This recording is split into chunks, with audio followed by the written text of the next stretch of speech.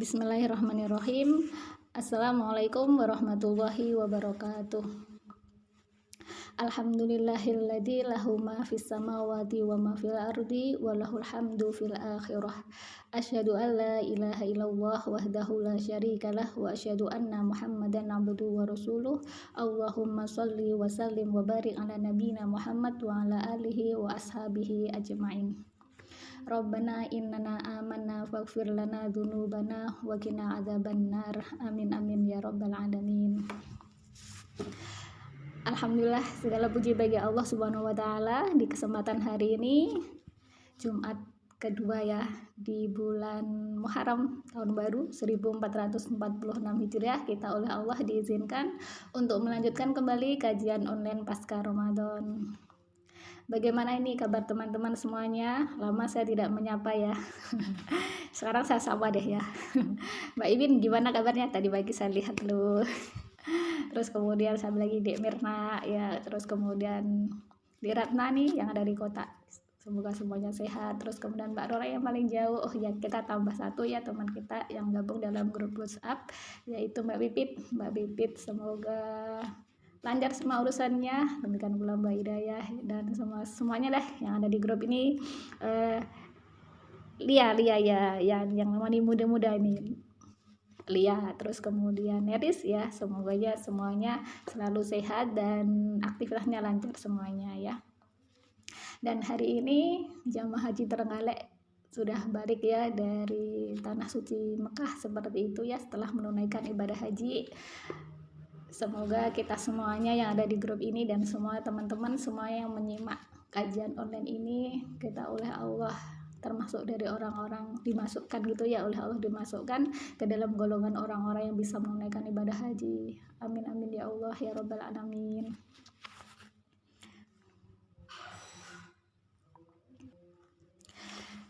Teman-teman rahimakumullah ya, kita hari ini kita lanjutkan kajian kita ya. Kita sudah sampai pada poin yang ke-23 dan 24 dari 64 dosa yang dianggap biasa. Untuk poin 23 hari ini kita akan bahas terkait dengan dayut kayak gitu. Terus kemudian poin yang ke-24 memalsukan nasab dan mengingkari nasab kayak gitu. Kita hari ini lanjutkan berbaginya ya, maksudnya saya berbagi ilmunya kepada teman-teman kayak gitu ya. Jadi semoga apa yang saya bagikan ini menjadi bermanfaat bagi saya, demikian pula bagi teman-teman semuanya seperti itu. Adapun apabila ada yang sudah mengetahui terkait dengan apa-apa yang sudah kita bahas, semoga apa yang saya sampaikan ini bisa menjadi tambahan ilmu seperti itu. Adapun bagi yang belum, semoga juga menjadi ilmu yang bermanfaat seperti itu ya. Amin amin ya rabbal alamin. Kita lanjutkan ya ke poin ke-23 yaitu dayuts kayak gitu. Nah, dayuts ini salah satu sifat yang harus dijauhi ya, karena haram hukumnya seperti itu bagi kaum laki-laki untuk memiliki sifat dayut ini, khususnya di sini laki-laki yang sudah berumah tangga ya kayak gitu. Jadi ini meskipun saya bukan laki-laki, sekali lagi saya hanya berbagi dari ilmu yang apa yang saya ketahui seperti itu. Semoga nanti bermanfaat bagi para bapak-bapak ataupun misalkan teman-teman kan sudah ada yang bersuami nih, nanti bisa disampaikan kepada suaminya terkait dengan materi ini, ataupun yang punya adik laki-laki atau kakak laki-laki seperti itu atau apa itu nanti bisa dibagikan ya. Mereka semua kan nanti bakalan calonnya menjadi para pemimpin rumah tangga seperti itu. Nah, di sini ada sifat dayut yang di situ diharamkan oleh Allah Subhanahu wa taala dan Rasulnya, yang itu harus dijauhi seperti itu. Nah, sebelum ke dayut sendiri kayak gitu ya, bahasan dayut sendiri, saya prologin dulu ini ya, bahwasanya seorang laki-laki itu kan dalam rumah tangga itu dia sebagai seorang pemimpin, sebagaimana Allah sebutkan dalam Quran surah An-Nisa ayat 34 itu, bahwasanya ar-rijalu qawwamuna 'alan nisa, seperti itu. Laki-laki itu adalah pemimpin bagi kaum perempuan kayak gitu. dalam rumah tangga seperti itu, berarti laki-laki itu adalah pemimpin bagi istri dia, seperti itu. Nah, kepemimpinan seorang suami dalam rumah tangga, dalam keluarga itu salah satunya adalah bertanggung jawab untuk melindungi keluarganya, seluruh anggota keluarganya dan orang-orang yang ada di bawah kepemimpinan dia dari api neraka, seperti itu ya. Makanya ada kewajiban untuk mendidik semua orang-orang yang ada di bawah kepemimpinan dia seperti itu, supaya terlindungi dari api neraka kayak gitu.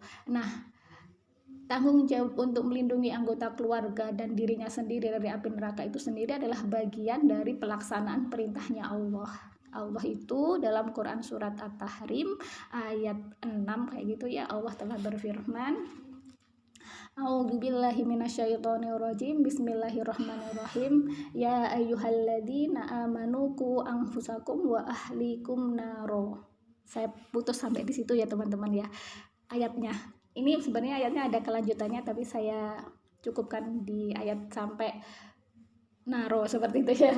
Karena yang berkaitan dengan pembahasan kita terkait dengan tanggung jawab seorang suami untuk melindungi anggota keluarganya dari api neraka itu sampai di ayat itu kayak gitu. Nanti kelanjutannya itu ya penjelasan berikutnya kayak gitu ya.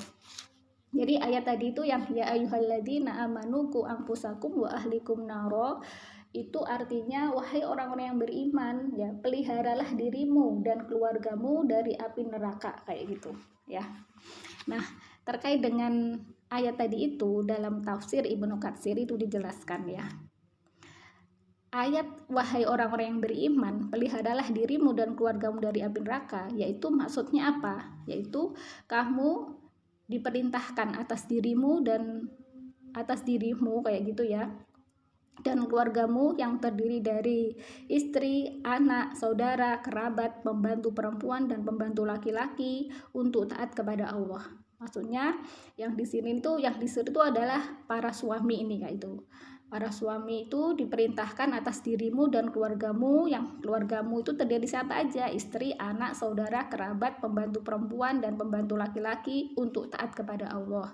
Dan kamu larang dirimu ya serta semua orang yang berada di bawah tanggung jawabmu untuk tidak melakukan kemaksiatan kepada Allah Subhanahu wa taala.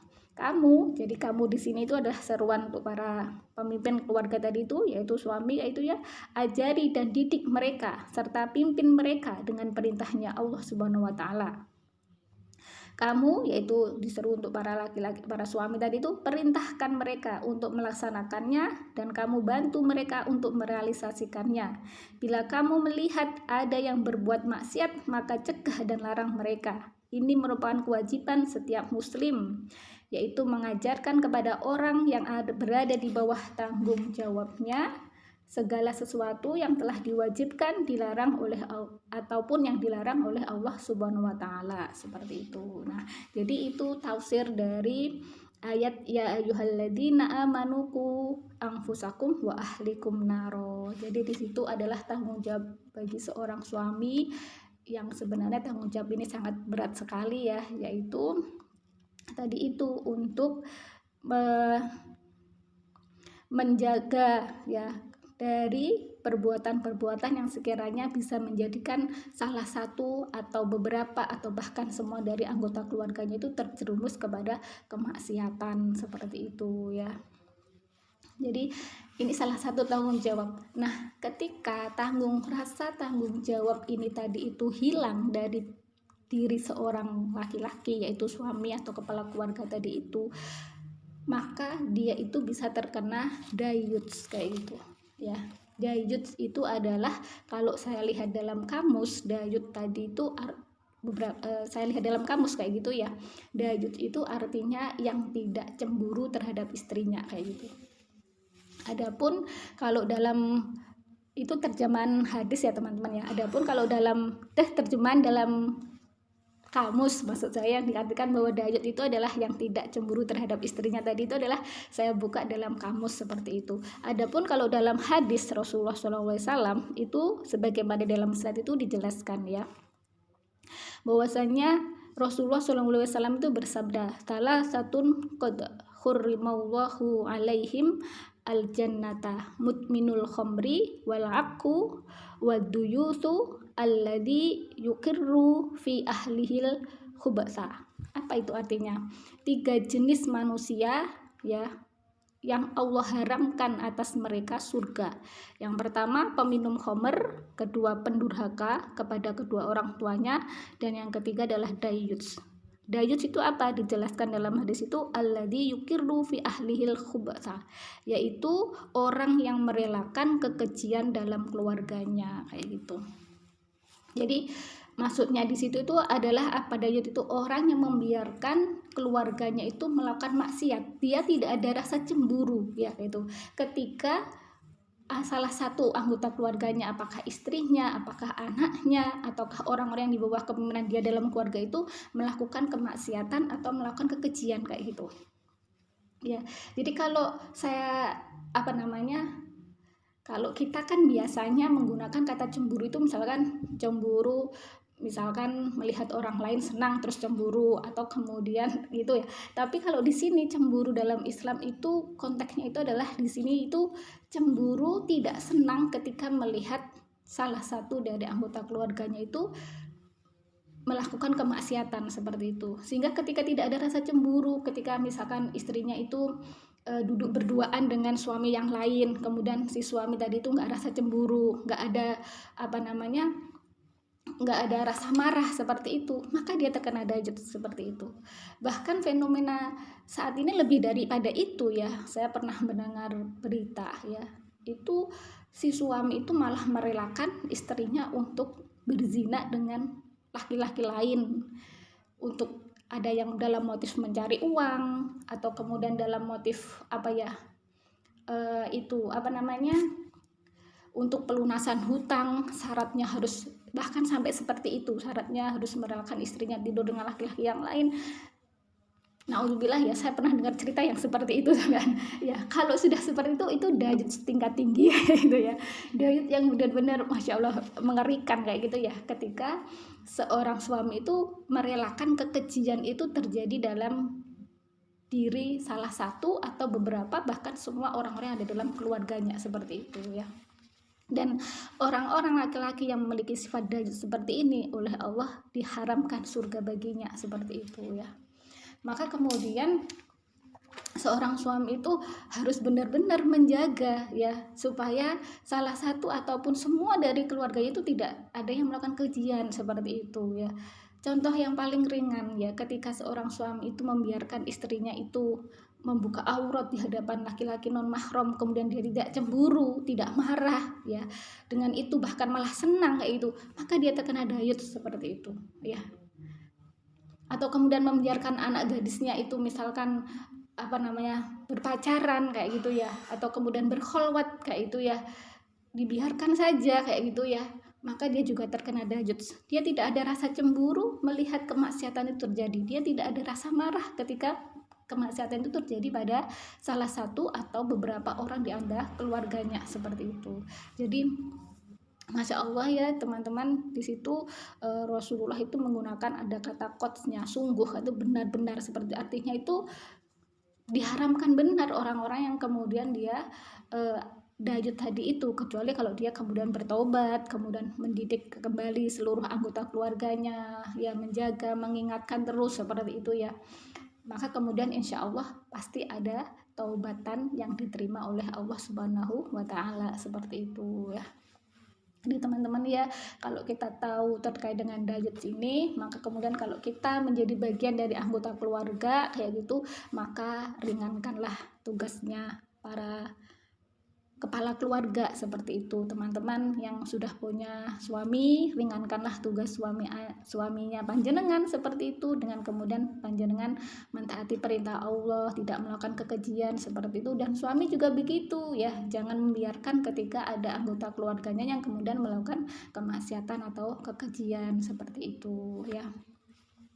Dan memang saat ini tuh Masya Allah ya, macam-macam kemaksiatan itu yang kita kadang-kadang tidak bisa melogika ya secara kemanusiaan itu di mana kayak gitu loh. Kalau misalkan sampai ada yang bapak menjual anaknya untuk kemudian jadi pelacur, naudzubillah ya, kita berlindung dari seperti itu, atau kemudian istrinya sendiri yang diperjualbelikan kayak gitu ya, dan dia tidak ada rasa cemburu, bahkan ikhlas, bahkan senang memakan harta yang hasil zina seperti tadi itu, masya Allah ya, itu sudah dari sisi kemanusiaan itu di luar nalar kayak gitu ya. Dan dari sisi iman, di mana imannya seperti itu ya.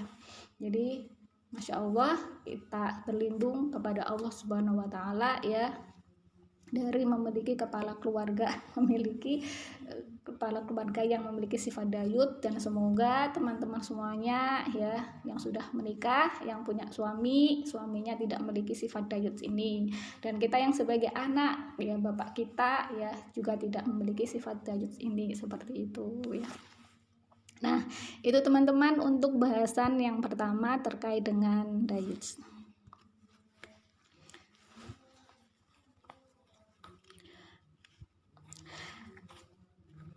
Nah, sekarang berikutnya kita lanjutkan ke bahasan yang ke poin ke-24, yaitu memalsukan nasab dan mengingkari nasab kayak gitu. Jadi terkait dengan binti itu dalam Islam itu sangat dijaga seperti itu ya. Jadi ini anaknya siapa, ini bin siapa, ini binti siapa kayak gitu, itu tuh harus jelas dalam Islam kayak gitu. Jadi itu bentuk dari penghormatan dan pemuliaan manusia kayak gitu ya. Jadi Allah itu sangat memuliakan makhluk-makhluknya ya, memuliakan manusia yang diciptakannya, sampai kemudian manusia yang lahir itu harus jelas ya, dia dari bapak siapa, seperti itu. Bahkan sampai dalam Islam itu diharamkan seorang wanita itu memiliki 2 suami kayak gitu ya. Salah satunya apa ya, biar jelas anak yang lahir dari rahimnya itu anaknya siapa kayak gitu. Kalau perempuan binti siapa, kalau laki-laki bin siapa kayak gitu ya. Itu nanti terkait juga dengan hukum-hukum yang lain kayak gitu, terkait dengan kemahroman juga, terus kemudian terkait dengan hukum perwalian ketika anak gadis menikah seperti itu, terus kemudian juga terkait nanti hukum waris kayak gitu ya. Jadi harus sangat jelas sekali bin siapa, binti siapa, seperti itu.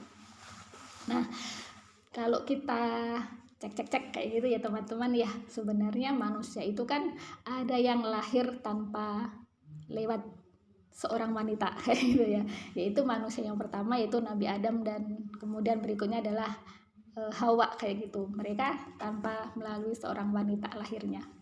Kemudian yang kedua yang lahir tanpa bapak yaitu Nabi Isa kayak gitu ya, khususan ya.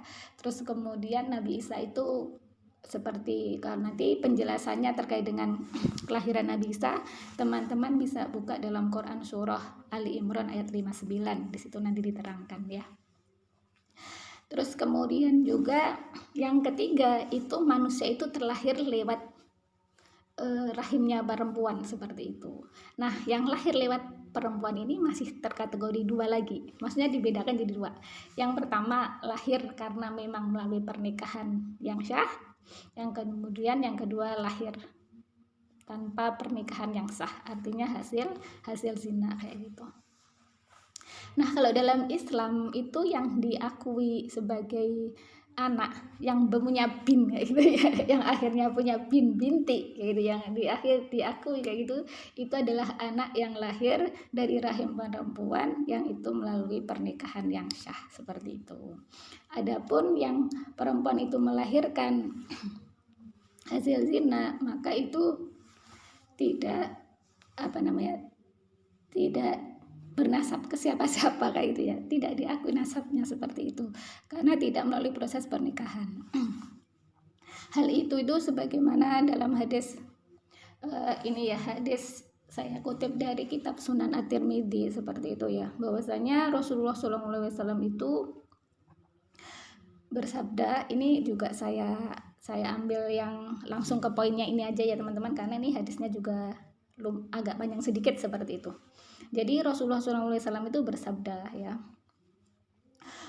wal waladu lil firasi walil ahiril hajaru wa manid da'a ila ghairi abihi au intama ila ghairi mawalihi rohbatan anhum fa'alaihi la'natullahi la yaqbalullahu minhu sorfan wala adlan.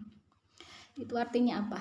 Artinya Nabi SAW itu bersabda, anak itu wal waladu lil firasi, anak itu bagi pemilik hamparan, yaitu suaminya atau tuannya, itu.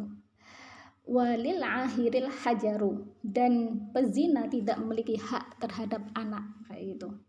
Barang siapa, kemudian ayatnya wa manidda dan seterusnya tadi itu artinya barang siapa yang menisbatkan dirinya kepada selain ayahnya, itu, atau menisbatkan kepada selain tuannya karena benci kepada mereka, maka baginya laknat Allah, dan laknat Allah tidak akan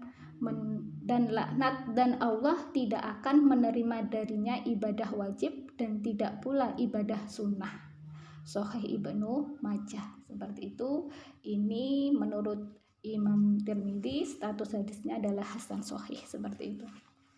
Jadi dari hadis tadi itu jelas ya bahwasannya yang diakui punya nasab itu adalah hasil pernikahan, seperti itu, bukan dari zina, seperti itu. Nah, tapi kemudian meskipun dari hasil pernikahan yang sah, itu faktanya ya ketika ada dalam hadisnya Rasulullah yang mengatakan sebagaimana dalam set itu, barang siapa mengaku bernasab kepada selain ayahnya sedang ia mengetahui, maka haram baginya surga.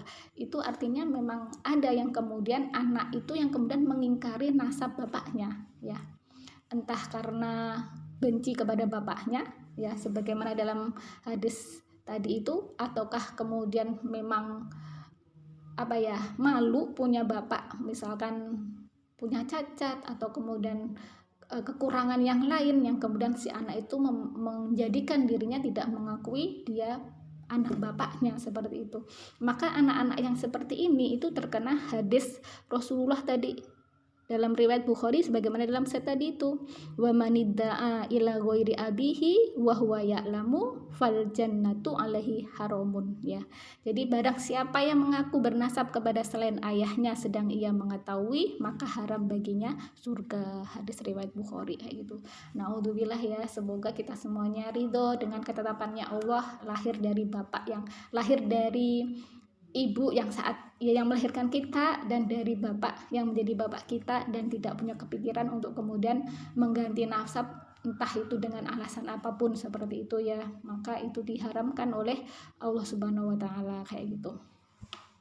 Nah, kemudian bahkan ini teman-teman ya, ketika mengangkat anak angkat pun kayak gitu ya, itu tidak boleh dinasabkan kepada bapak angkatnya, kayak gitu. Itu harus dikembalikan kepada bapak aslinya, seperti itu. Maka bagi teman-teman mungkin yang ada yang mengambil anak angkat seperti itu ya, atau kemudian mengetahui saudaranya mengambil anak angkat, maka sungguhnya nasab si anak tadi itu tidak boleh dinasabkan kepada bapak angkatnya, tapi harus dikembalikan kepada bapak aslinya, seperti itu ya. Jadi ini sebagaimana dalam Al-Quran, yaitu dalam Quran surah Al-Ahzab ayat 4 dan 5 itu dijelaskan berkaitan dengan anak angkat ini ya. Jadi Allah berfirman dalam ayat 4 sama ayat 5 ya. Jadi ini ayatnya panjang juga ya teman-teman ya. Jadi ini saya ambil aja yang potongannya aja, yang ayat 4, yang ayat terakhir itu. Jadi Allah berfirman, a'udzubillahi minasyaitonirrajim, bismillahirrahmanirrahim, wa ma ja'ala ad'iyaakum abna'akum dzalikum qaulukum bi afwahikum wallahu yaqulul haqqa wa huwa yahdis sabil. Kemudian ayat 5-nya, ud'uhum li'abaihim huwa aqsatu indallah, dan seterusnya. Jadi ayat tadi itu yang saya baca tadi itu artinya dan dia, maksudnya Allah, tidak menjadikan anak angkatmu sebagai anak kandungmu. Yang demikian itu hanyalah perkataan di mulutmu saja. Allah mengatakan yang sebenarnya dan dia menunjukkan jalan yang benar. Panggillah mereka anak angkat itu dengan memakai nama bapak-bapak mereka. itulah yang adil di sisi Allah, seperti itu. Nah, dalam tafsir Ibnu Katsir ya itu dijelaskan firman Allah yang artinya dan dia tidak menjadikan anak angkatmu sebagai anak kandungmu sendiri. Yang dimaksud dalam firman ini adalah menafikan atau meniadakan ini berkaitan dengan kisah Zaid bin Haritsah, yaitu maula Nabi SAW yang diangkat oleh Nabi SAW sebagai anak sejak sebelum kenabian. Maka tersebarlah isu sebutan Zaid bin Muhammad. Kemudian Allah membantah penyadaran dan hubungan ini yaitu dengan firman-Nya dan dia tidak menjadikan anak angkatmu sebagai anak kandungmu sendiri. Jadi dulu Nabi Muhammad SAW itu mengangkat Zaid bin Haritsah itu sebagai anak angkatnya. Terus kemudian tersebar berita malah Zaid bin Muhammad seperti itu, seperti anaknya Nabi Muhammad seperti itu. Kemudian oleh Allah diluruskan seperti itu. Sesungguhnya Allah tidak menjadikan anak angkatmu itu sebagai anak kandungmu sendiri. Kemudian ayat kelimanya itu kan Allah berfirman, panggillah mereka anak angkat itu dengan memakai nama bapak-bapak mereka. Itulah yang adil di sisi Allah. Firman Allah ini maksudnya apa? Menghapus kebiasaan orang-orang sebelum Islam yang membolehkan panggilan terhadap anak angkat seperti anak kandung. Maka Allah memerintahkan untuk memalingkan panggilan itu kepada ayah kandungnya. Sesungguhnya itulah keadilan dan keseimbangan ya. Jadi kalau memiliki anak angkat, maka itu pun bintinya itu harus kembali kepada bapak aslinya seperti itu, bukan kepada bapak angkatnya seperti itu ya. Jadi sebegitu Islam itu sangat menjaga ya kemuliaan keturunan siapa ini seperti itu. Makanya kalau kita lihat dalam nama-nama yang kita ketahui dari orang-orang masanya Rasulullah ya, itu kan pasti bin gitu ya. Jadi bin-binnya itu jelas kayak itu tentunya. Kalau kita kan cuma nama aja, nama kita sendiri gitu, jarang mengikutkan nama bin, kecuali kalau dalam kondisi tertentu, misalkan di undangan pernikahan itu biasanya ada bin-bintinya gitu, atau kemudian di batu nisan itu ada bin-binnya kayak gitu ya. Dan saya juga pernah dapat ilmu bahwasanya nanti ketika di yaumul hisab itu nanti yang dipanggil itu adalah nama kita plus bin siapa, binti siapa, nama bapak kita seperti itu ya. Di Masya Allah ya, seperti itu Islam itu menjaga kemuliaan nasab seperti itu. Dan kemudian teman-teman tambahannya lagi berikutnya terkait dengan mengingkari nasab ya. Jadi mengingkari nasab ini bisa jadi pula si laki-laki atau suami itu mengingkari nasab gitu. Bisa jadi karena pertengkaran atau apa kayak gitu, terus kemudian mengingkari anak yang dilahirkan oleh istrinya seperti itu. Jadi dulu di zamannya Utsman bin Affan itu pernah terjadi kayak gitu ya. Kisahnya itu begini, ada seorang laki-laki sama perempuan menikah seperti itu. Terus kemudian ketika 6 bulan pernikahan itu istrinya itu melahirkan anak seperti itu dalam usia 6 bulan seperti itu. Terus kemudian ya kan curiga seperti itu ya. Bahkan Utsman bin Affan itu hendak menjatuhkan hukum zina kepada si perempuan tadi itu seperti itu. Terus kemudian Ibnu Abbas itu meluruskan ya terkait dengan batas minimal seorang istri itu bisa melahirkan seperti itu ya. Ternyata dalam Quran surah Al-Ahqaf ayat 15 itu dijelaskan bahwa masa kehamilan dan menyusui itu adalah 30 bulan seperti itu. Terus kemudian dalam Quran surah Al-Baqarah ayat 233 itu dijelaskan masa sempurna menyusui itu adalah 2 tahun kayak gitu. Maka kemudian kalau dihitung antara 30 bulan sama 2 tahun 24 bulan itu artinya 6 bulan. Jadi masa minimal kehamilan itu adalah 6 bulan seperti itu. Sehingga setelah tahu hal itu, setelah diluruskan oleh Ibnu Abbas, akhirnya si wanita tadi itu tidak jadi dihukumi zina dan si suaminya pun akhirnya mengakui bahwasanya itu adalah anak dia, karena memang si perempuan itu juga tidak berzina dengan siapapun seperti itu ya. Jadi masa kehamilan itu adalah minimal adalah 6 bulan kayak gitu ya. Jadi kalau misalkan pengingkarannya itu berkaitan dengan masih 6 bulan kok melahirkan seperti itu, dan si perempuan itu memang benar-benar terbukti tidak melakukan zina sebelumnya seperti itu, maka si suami pun ya harus mengakui bahwasanya itu adalah anak kandungnya seperti itu ya. Kalau misalkan diingkari seperti itu ya, bahwasanya dia benar-benar si wanita tadi itu benar-benar juga tidak berzina kayak gitu ya, terus kemudian si laki-laki tadi itu tidak punya bukti apapun kayak gitu ya untuk menyatakan bahwa itu bukan anaknya, maka dia bisa terkena hadis Rasulullah SAW kayak gitu ya. Jadi dalam riwayat yang lain Rasulullah itu bersabda ya, perempuan manapun yang menasabkan seorang anak kepada suatu kaum padahal dia bukan dari nasab mereka, maka Allah berlepas diri darinya dan tidak akan memasukkannya ke dalam surganya. Dan siapapun dari laki-laki yang mengingkari anaknya padahal ia melihatnya sebagai anaknya yang syah, maka Allah akan menutup diri darinya dan akan mempermalukannya di hadapan orang-orang terdahulu dan orang-orang yang kemudian ya. Ini hadis diriwayatkan oleh Abu Dawud seperti itu ya. Jadi itu ya, jadi seorang laki-laki jangan mudah untuk mengingkari nasab kalau memang itu adalah anaknya, benar-benar anak dia seperti itu ya.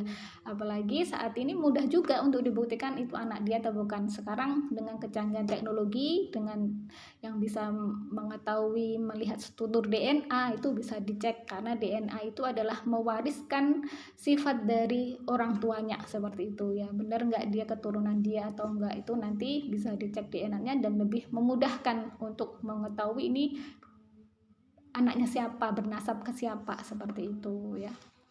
Jadi itu, kecuali kalau memang misalkan si suami kerja di luar negeri 1 tahun nggak pernah pulang sama sekali, istrinya tiba-tiba melahirkan ya itu beda lagi tugasnya. Maka seperti itu si suami boleh mengingkari anak tadi itu bukan anaknya.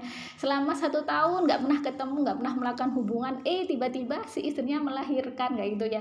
Ya itu namanya ada kesalahan pada istri-istri telah melakukan perzinaan. Maka kalau kondisi seperti itu ya laki-laki boleh memang mengingkari kalau itu memang bukan anaknya. Dan itu tentunya kalau kondisi seperti itu kan banyak sekali saksi-saksinya, mulai dari tetangganya, anggota keluarga yang lainnya dan sebagainya. Itu mudah sekali untuk dibuktikan bahwasanya terjadi perselingkuhan yang menyebabkan sampai si istrinya malah melahirkan kayak gitu ya.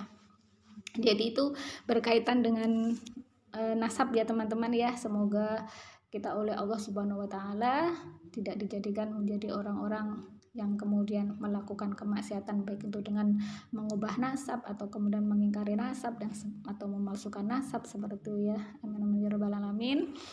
Dan tak terasa teman-teman semuanya ternyata sudah jam 2 lebih ya. Berarti untuk pembahasan nasab pun juga saya sampai di sini, dan silahkan nanti teman-teman bisa memperluas dengan mengkaji lebih di forum-forum yang lain seperti itu.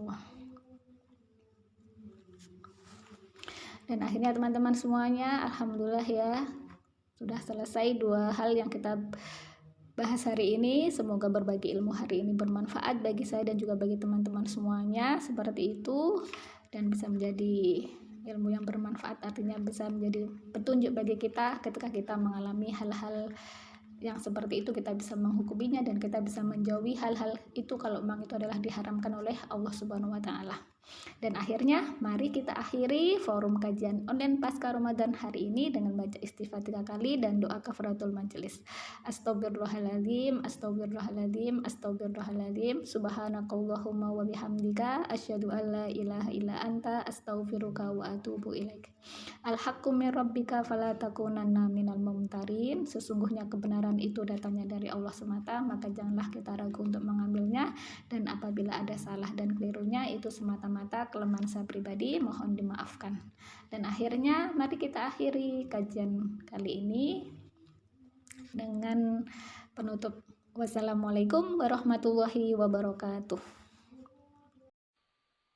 نسألك يا من هو الله الذي لا إله إلا هو الرحمن الرحيم الملك القدوس السلام المؤمن المهيمن العزيز الجبار المتكبر الخالق البارئ المصور الغفار القهار الوهاب الرزاق الفتاح العليم القابض الباسط الخافض الرافع المعز المذل السميع حكام العدل، اللطيف الخبير الحليم العظيم، الغفور الشكور العلي الكبير، الحفيظ المقيت الحسيب الجليل، الكريم الرقيب المجيب الواسع الحكيم الودود المجيد، الباعث الشهيد، الحق الوكيل القوي المتين، الولي الحميد، المحصي المبدئ المعيد، المحيي المميت، الحي القيوم، الواجد الماجد، الواحد الصمد، القادر المقتدر، المقدم المؤخر، الأول الآخر، الظاهر الباطن، الوالي المتعالي، البر التواب المنتقم، العفو الرؤوف، مالك الملك ذو الجلال والإكرام، المقسط الجامع، الغني المغني المانع، الضار النافع، النور الهادي البديع الباقي، الوارث الرشيد، الصبور الذي ليس كمثله شيء وهو السميع البصير.